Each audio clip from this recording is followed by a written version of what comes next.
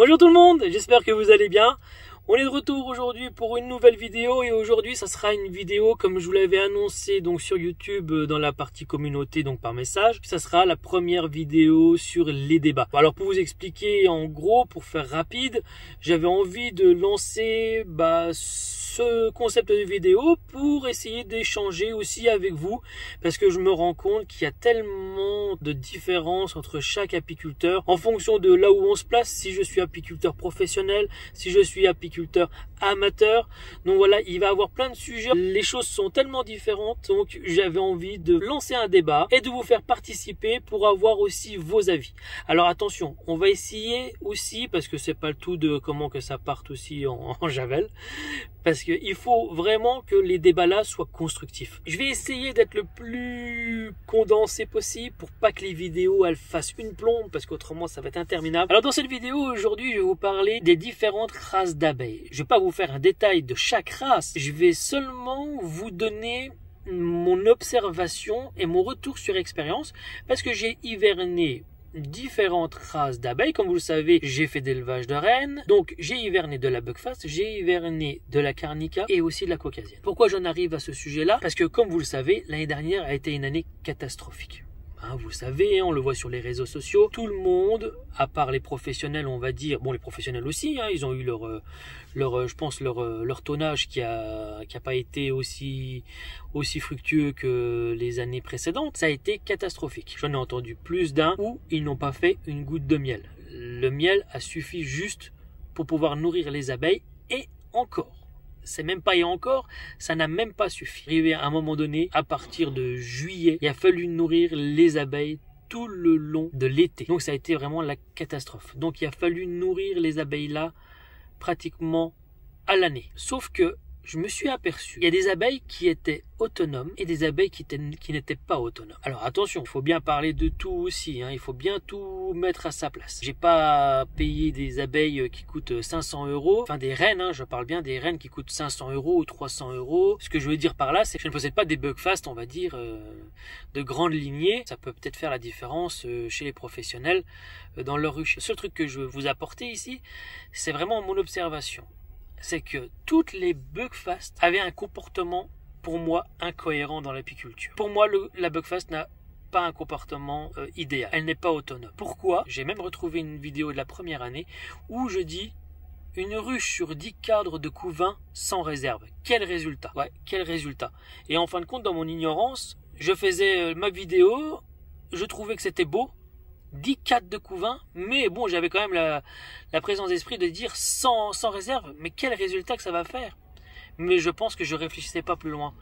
Et en fin de compte, ça va parce que ça a été que l'année là, il y a eu du miel là, donc elle s'est refaite. Par contre, cette année, des ruches comme ça, les abeilles buckfast ont été capables, même sans ressources extérieures, sans conditions favorables, elles ont été capables à blinder les corps de couvain sur 9-10 cadres. Vous vous rendez compte, sans réserve à l'extérieur? C'est pas normal. S'il n'y a pas de ressources à l'extérieur, elles devraient réguler. Bon, je dis pas, ça arrive, j'ai des buckfast qui le font très bien, mais c'est vraiment limite. Si on n'est pas là pour les contrôler, pour voir les réserves qu'il y a, et à ajouter du sirop quand il faut, parce qu'en fin de compte, c'est juste de la productivité. Le frère Adam, quand il a créé cette abeille-là, c'est une abeille pour produire du miel. Donc pour produire du miel, il faut quoi? Il faut une abeille qui soit productive en couvain pour qu'il y ait le maximum d'abeilles à l'intérieur pour qu'elle ramène le maximum de miel. Bon voilà, ça va de soi, c'est logique. Donc forcément, les abeilles là, elles vont être vraiment adaptées pour une apiculture professionnelle. Forcément, l'apiculteur professionnel, lui, il faut bien qu'il ait des revenus. Donc pour lui, l'abeille là, elle est nickel. Super. Or, maintenant, moi, j'ai vu des buckfast avec 10 cadres de couvain sans réserve. Par contre, alors forcément, oui, c'est un peu moins impressionnant. Vous allez avoir une ruche de carnica. Vous allez regarder. Oh, tiens, c'est bizarre.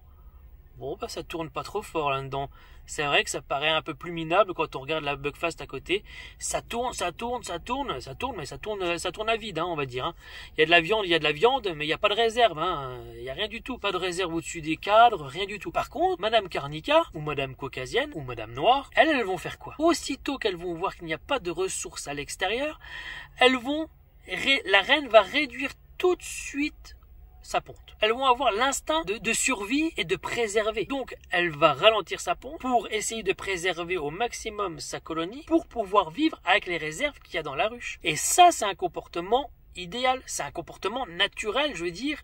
Pour moi, c'est peut-être dur, je ne sais pas comment dire, mais c'est un comportement naturel d'une abeille autonome, d'une abeille qui est dans la nature depuis des milliards d'années. Vous vous rendez compte, bon, je dis pas, hein, il y a des carnicas, il y a des caucasiennes, des races ou même des noirs qui crèvent de faim aussi. Bon, c'est parce qu'il n'y a rien à l'extérieur, mais c'est pas parce qu'elles n'ont pas su faire leur nid. Mais à un même endroit, voilà ce qu'on peut remarquer. De ma part, ça va peut-être être à ma petite position d'apiculteur amateur avec quelques ruches.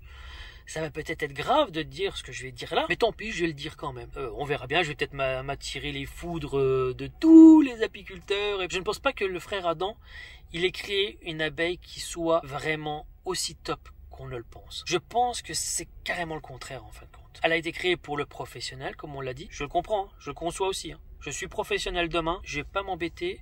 Je vais faire que de la bugfast. Moi, je m'en fous. Je suis à côté. Il faut mettre du sirop. Je vais mettre du sirop. Par contre, moi, ce qui m'importe, c'est que mes caisses, elles soient blindées d'abeilles pour quand je les amène à une mielée, qu'il y ait le maximum d'abeilles qui me ramènent du miel. Si elles sont pas fortes, si elles crèvent, c'est pas grave. Je sais qu'en tant que professionnel, il faut que je fasse des essaims. Avant, ils n'en avaient pas forcément besoin. Mais maintenant, depuis des dizaines et des dizaines d'années quand même maintenant, un apiculteur qui fait que du miel est quand même obligé de penser à renouveler ces abeilles qui seront vieilles, aussi ses pertes hivernales et aussi la fatigue donc des reines. Regardez maintenant, une reine, on dit qu'elle dure 2 ans, mais une reine ne dure pas 2 ans. Les reines, elles vont durer 2 ans. Pourquoi? Parce que, en fin de compte, on les amène sur une mielée, on les amène sur une autre, on les amène sur une autre, on les amène sur une autre. Dans la nature, une colonie ne va jamais faire autant de miel et autant de mielés, à moins vraiment d'être dans où tout est rassemblé, que vous avez du colza, que vous avez de l'acacia, que vous avez du tilleul, que vous avez du châtaignier, que vous avez du miellat, que vous avez voilà, j'en passe et j'en passe. Voilà, dans la nature, c'est rare que une colonie soit confrontée à un débit de ponte aussi important. Donc on va vous dire quoi maintenant? On va vous dire que oui, les reines maintenant elles durent que 2 ans, si vous voulez qu'elles soient efficaces. Oui, parce que pour un professionnel, il faut qu'il y ait du rendement. Donc tous les 2 ans, on va changer de reine. Par contre, pour l'amateur, les reines dans 5 ans, elles tiennent. Bon, après, il faut toujours regarder en fonction de ce qui se passe. Si ça va, ça va. Si ça va pas, boum, on zigouille. Voilà, ok. Si au bout de 3 ans, vous voyez que la reine elle commence à faire ça de couvain, forcément il va falloir prendre une décision. Mais en général, une reine est quand même prévue pour durer beaucoup plus que 2 ans. Mais bon, maintenant on va vous dire ça. Il faut vraiment faire attention entre la partie professionnelle et la partie amateur. Souvent en tant qu'amateur, on va aller regarder quoi? On va aller regarder les professionnels. Mais les professionnels ont-ils vraiment la bonne parole et la bonne façon de faire? Ils ont la bonne façon de faire pour leur exploitation et pour leur rendement. Ça, ils l'ont, ça c'est sûr, on ne pourra pas en démordre. Mais est-ce qu'ils font du bien à l'apiculture et aux abeilles? Là par contre, je ne suis pas si sûr que ça. La preuve avec ce que je viens de vous dire, les abeilles au bout de 2 ans, c'est vraiment pousser les abeilles au rendement maximum. Donc comme je vous ai dit, un professionnel il s'en fout. Elles sont fatiguées, boum, on recrée des essaims.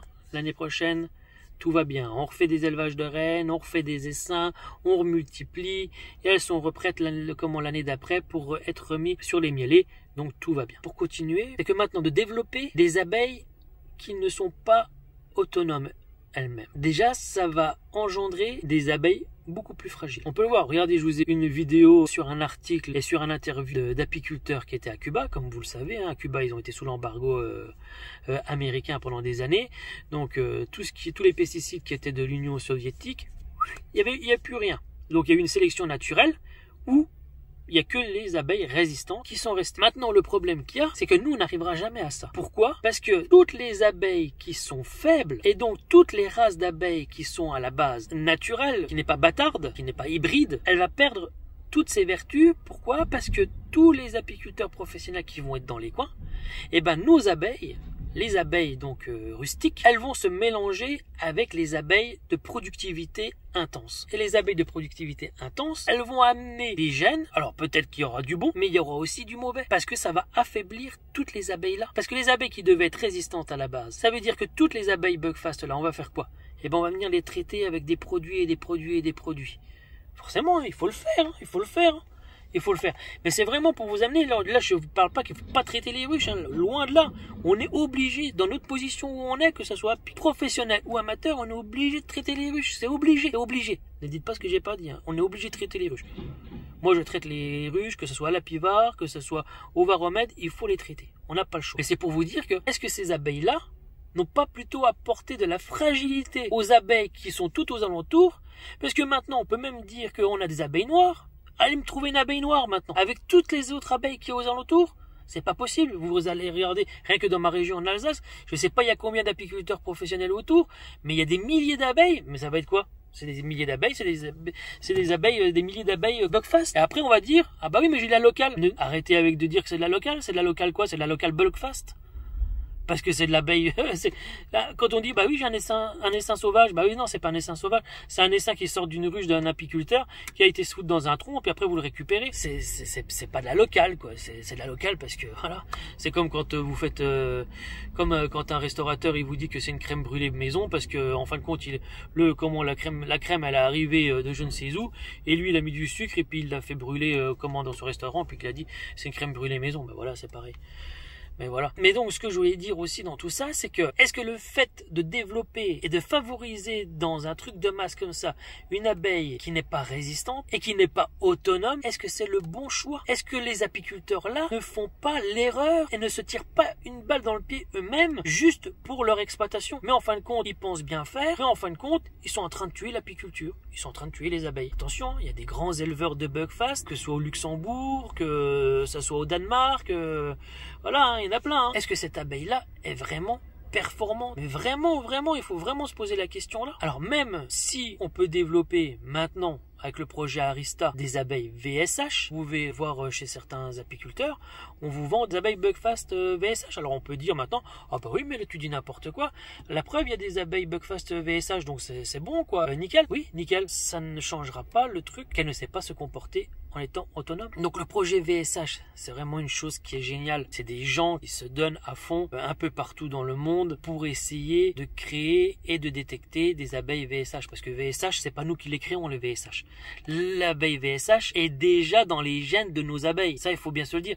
Il suffit juste d'aller détecter les abeilles là qui sont VSH déjà. Mais il y en a une sur combien? Là, c'est ça qui est compliqué. Donc il y a ce projet là, il est en train de se faire et j'espère qu'un jour ça va quand même bien arriver. En dehors de tout ça, est-ce qu'on fait bien? Même si on vient, par exemple la Buckfast, comme je vous ai dit, allez hop, on a trouvé la solution, allez VSH, maintenant on met des abeilles VSH, Buckfast, blam blam blam blam blam, hop, nickel. On va dire, le varroa, elle arrive à le contrôler, on n'est plus obligé de traiter. Alors là, on n'y est pas encore, hein, moi qui vous le dis. Mais bon, admettons, ça changera pas que ce n'est pas une abeille pour moi qui est correcte. Elle est faite pour une exploitation, mais elle n'est pas faite pour une apiculture raisonnée, raisonnable. Pour moi, c'est incohérent. En tout cas, dites-moi-le dans les commentaires, juste en dessous, là, pour voir votre avis. Je ne suis pas en train de défendre ou de prendre parti, plus ou moins.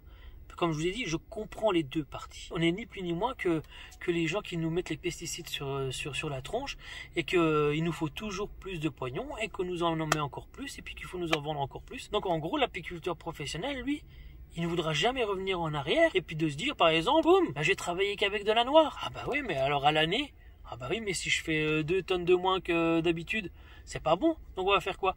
On va garder de la Buckfast.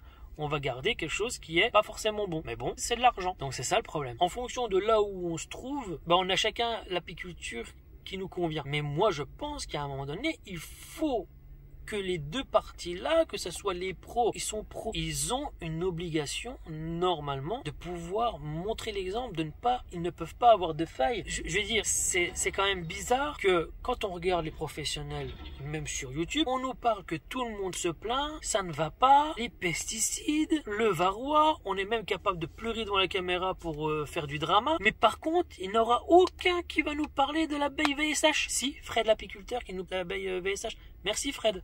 Merci Fred, franchement merci. Ouais, mais il n'est pas professionnel Fred. Mais par contre lui on le voit, il va faire il va aller chercher ses varrois, il va aller infester ses ruches. Et on le voit faire quelque chose, on le voit que le gars il se bat pour quelque chose. Par contre les autres professionnels, Non, on dit qu'est-ce qu'on peut faire, donnez-nous la solution. Mais à côté de ça, il n'y en a pas un qui va dire ah bah oui, tenez, on a été voir ci, on a été voir ça, on va aller à notre position, est-ce qu'on peut pas aller faire ci ou est-ce qu'on peut pas aller faire ça, trouver la solution de se dire ah bah VSH, mais est-ce qu'il y a quelqu'un qui a déjà été voir pour nous proposer quelque chose et nous dire voilà, je suis professionnel, j'ai ça. Moi j'ai été testé, j'ai été voir ça. Alors bah oui, on va nous dire ah bah j'ai été acheter mes rennes chez je sais pas, chez tel apiculteur ou tel apiculteur qui est de grande renommée. Hein, on les connaît, tous les sélectionneurs français. Mais à côté de ça, ah bah oui, mon abeille elle est douce. Ah bah regardez, je peux même mettre le cadre contre la joue. Les abeilles elles me piquent même pas. Ah bah oui, regardez comme c'est beau, elle est douce tout ça. Ok, non. On n'en voit aucun nous proposer quelque chose de sensé. Vous venez pleurer contre le varroa à faire du drama, mais bon Dieu, allez faire quelque chose. Il existe des choses. Moi, je peux vous montrer des reportages. C'est pour ça que j'ai envie de faire toutes ces choses-là. Je peux pas aller reprendre les vidéos des étrangers parce que ça ne marchera pas, parce qu'on va me striker sur YouTube. Mais je vous mettrai des liens de certains apiculteurs qui ont été faire des interviews chez des apiculteurs en Allemagne, chez des apiculteurs en Autriche. Et vous verrez que ces apiculteurs russes là, ils se posent la bonne question. Et ils ont été voir pour aller interviewer des docteurs, des biologistes, pour pouvoir voir et parler de cette abeille VSH. C'est toujours mieux de faire ça que de nous dire, mais qu'est-ce qu'on peut faire? Qu'est-ce qu'on peut faire? Non, mon Dieu, non, je suis pas d'accord. C'est pas normal, c'est pas honnête. Et à un moment donné, il faut se remettre en question. Vous êtes des pros, soyez pros, soyez pas, je sais pas quoi. Moi, je suis pro dans mon métier, j'ai pas le droit à l'erreur, j'ai pas le droit de me permettre de ça. Si je suis un pro, on va toujours me striker. Les autres, ils ont le droit de faire l'erreur. Toi, t'as pas le droit parce que t'es un pro. Eh oui, je pense qu'à un moment donné, il faut avoir un peu plus de sérieux. Je suis juste un apiculteur amateur, je suis juste routier. Hein? Mais à un moment donné, posez-vous les bonnes questions, faites ce qu'il y a à faire, essayez de nous proposer des solutions, arrêtez de subir, de dire qu'il n'y a pas de solution. Vous savez faire certaines choses, vous savez aller quelque part, à droite, à gauche, allez faire les choses qu'il faut, montrez-nous des choses qui sont réelles, qui existent. Vous avez la possibilité, vous avez du temps. C'est bien dommage que j'ai pas beaucoup de temps, que mon métier ne me le permet pas, que juste une après-midi par semaine. Je pourrais vous emmener à plein d'endroits si j'avais le temps. Je vais essayer. Franchement, je vais essayer. J'ai quelques idées. Si je peux le faire, mais franchement, c'est quasiment impossible. Si je peux, je vais essayer d'avancer un petit peu. Bon, je suis parti un peu en javel, mais bon. Et je reviens un peu aussi sur ce que Fred Soula disait, c'est qu'à un moment donné, lui, il l'a même remarqué aussi, il avait des abeilles noires ou locales, on va dire. Et aussitôt qu'il y a eu certaines abeilles qui sont arrivées là, ces abeilles, maintenant, il est obligé d'y aller aussi. Parce qu'elles sont moins résistantes, forcément. Je sais pas si ça a été très clair, je sais pas si ça va être tout bafouillé ou quoi que ce soit, mais c'était aussi... c'est un débat. C'est bien le but de la vidéo. C'est un débat, les gens. C'est un débat. Donc, en tout cas, mettez-moi dans les commentaires ce que vous en pensez, votre point de vue, qu'est-ce qui est bien, qu'est-ce que vous en pensez. Je dis, essayez d'être objectif, plus ou moins. Forcément, il y a du bien d'un côté, il y a du mauvais dans l'autre. On va critiquer l'apiculteur amateur parce que on va se dire ah bah oui, mais lui avec la ruche du coin là-bas, il traite pas ses abeilles. Ok, mais bon, je dis voilà, le pro qui est là-bas, est-ce qu'il fait mieux? La preuve, on n'en est pas vraiment si sûr que ça. On va pas le dire, mais on n'en est pas vraiment si sûr que ça. Je ne pense pas que moi favoriser l'apiculture avec ces abeilles-là soit forcément bénéfique pour nous. Je ne pense pas. Je dis pas qu'il faut l'éradiquer, mais je pense pas que c'était une bonne affaire de créer cette abeille-là. On serait resté avec notre abeille noire, forcément, elle pique, elle est nerveuse, mais la Carnica est très douce. Elle est très bien aussi. C'est des abeilles qui sont pas hybrides, on aurait pu faire ce qu'il y avait à faire avec ces abeilles-là, au lieu d'aller jouer à l'apprenti sorcier aussi, et voilà, malheureusement, je le dis encore une fois, pour remettre un peu tout dans l'ordre, je serais apiculteur professionnel, il y a un moment donné, l'argent appelle l'argent, je fais quoi? Pourquoi j'irais prendre quelque chose qui marche moins bien? Je sais pas, je suis pilote de course, pourquoi j'irais prendre une voiture qui va moins vite que celle des autres en étant sûr que j'y arriverai jamais premier ou que j'arriverai jamais à arriver au résultat que je dois avoir? Forcément, on va toujours vouloir voir le rendement. Mais bon, à quel prix? Malheureusement, je pense que c'est l'apiculteur qui se tire une balle dans le pied, quoi, tout simplement. Donc voilà les amis, j'espère que cette vidéo elle vous aura plu. J'espère que ça n'aura pas été trop confus. J'espère n'avoir froissé personne. En tout cas, sachez que n'attaque personne. Seul truc, tout ça est fait pour trouver une solution. Et peut-être que c'est cette vidéo, essayer de faire prendre conscience. Je pense qu'ils le savent, mais que forcément ils ne le font pas. Vous, tout simplement, vous qui êtes professionnel, mettez-moi dans les messages, gentiment, hein, je vous ai pas agressé, hein, gentiment, de m'expliquer. Peut-être qu'il y a des choses que je ne connais pas non plus. Peut-être quelque chose que je ne sais pas. Ce qui est tout à fait possible. C'est même certain. En tout cas, mettez-les-moi dans les commentaires. Donnez-moi vos avis. Étalez-moi votre façon de voir les choses. En tout cas, les amis, j'espère que cette vidéo vous aura plu. Si elle vous a plu, n'hésitez pas à me le faire savoir en mettant un petit pouce bleu, en vous abonnant à la chaîne, en partageant mes vidéos. En tout cas, je vous dis à la prochaine. Ciao!